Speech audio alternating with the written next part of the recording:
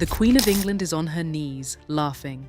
Not the soft laughter of joy, but something wild and fractured, echoing off the stone walls of the Tower of London. Outside her window, carpenters hammer wood into a scaffold. Anne Boleyn asks her ladies a question that cuts through the air like a blade. "Shall I die without justice?" Then the laughter again. Her ladies report this behavior to Thomas Cromwell. She has been queen for 3 years. She has 17 days left to live. This is the story of a woman who changed the course of history, and the question we still can't answer. Was she a seductress who gambled everything and lost? Or a political victim destroyed by the very power she helped create? Let's go back 10 years. Anne Boleyn returns to the English court from France in 1526, and she's different. She wears the French hood instead of the heavy English gable, her hair visible in a way that seems almost scandalous. She dances with continental flair. She's witty, sharp-tongued, confident in a way that makes her magnetic and dangerous in equal measure. King Henry VIII notices. Of course he notices. He's already weary of his wife Catherine of Aragon, who has failed to give him a living son. He's already bedded Anne's older sister Mary and discarded her. Now he wants Anne. But Anne does something extraordinary. She says no, not no to marriage, no to becoming another disposable mistress. Henry writes her 17 love letters, each one more urgent than the last. "I beg to know expressly your intention touching the love between us two," he writes. And Anne holds firm. If Henry wants her, he'll have to make her queen. It's a gamble that will reshape England. For 6 years, Henry tries to divorce Catherine. 6 years of legal battles, theological arguments, and political maneuvering. He breaks with the Pope, he fractures the entire Catholic Church in England, all for Anne. And while this happens, Anne waits in an impossible position. The public despises her. They call her the King's whore, goggle-eyed whore, the woman who destroyed their beloved Queen Catherine. But she doesn't back down. Then finally, in 1533, it happens. Anne processes through London to her coronation, visibly pregnant, crowned Queen of England. But the crowds that line the streets are largely silent. No cheers, just cold stares. 3 months later, Anne gives birth. The astrologers had promised a son. The elaborate christening plans were made for a prince. But the baby is a girl. They name her Elizabeth. Henry's disappointment is documented. Anne's entire position, her entire political justification, rests on her ability to give Henry what Catherine could not, a male heir. She gets pregnant again and loses the child, then again. Another miscarriage. In January 1536, on the very day Catherine of Aragon is buried, Anne miscarries a son. Some reports claim the fetus was deformed. Henry begins to speak of their marriage as cursed. He suggests witchcraft may have been involved.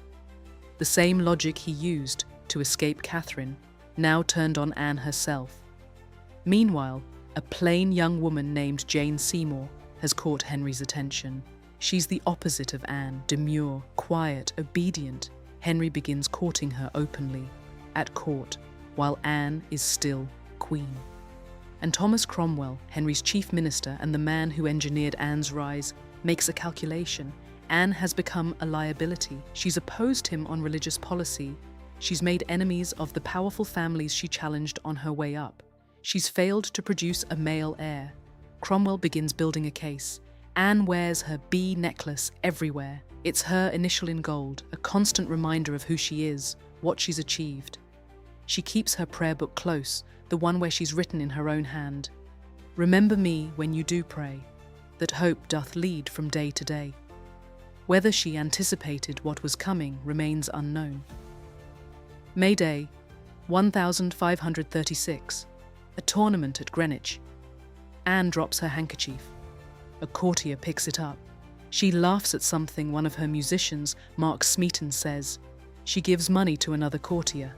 Normal moments, standard courtly behaviour. Then Henry leaves the tournament abruptly. Within hours, arrests begin. Mark Smeaton, the musician, Henry Norris, the king's closest friend, William Brereton, Francis Weston, and then, most horrifically, George Boleyn, Anne's own brother. The charges: adultery with the Queen, plotting the king's death, and in George's case, incest. The evidence is absurd: a dropped handkerchief, conversations, gifts of money that are standard courtly practice, Anne's sharp wit and playful manner, reframed as proof of sexual availability. Only Smeaton confesses, likely after being tortured or threatened with torture. The others deny everything, but the process has begun, and it will not be stopped. Anne is brought to the Tower of London on May 2nd. She enters through the same Watergate where she arrived before her coronation, when the Tower held only triumph. Now she's led to the Queen's lodgings and her composure fractures. The laughter, the panic, the babbling about innocence, her ladies report every word to Cromwell, adding to the case against her.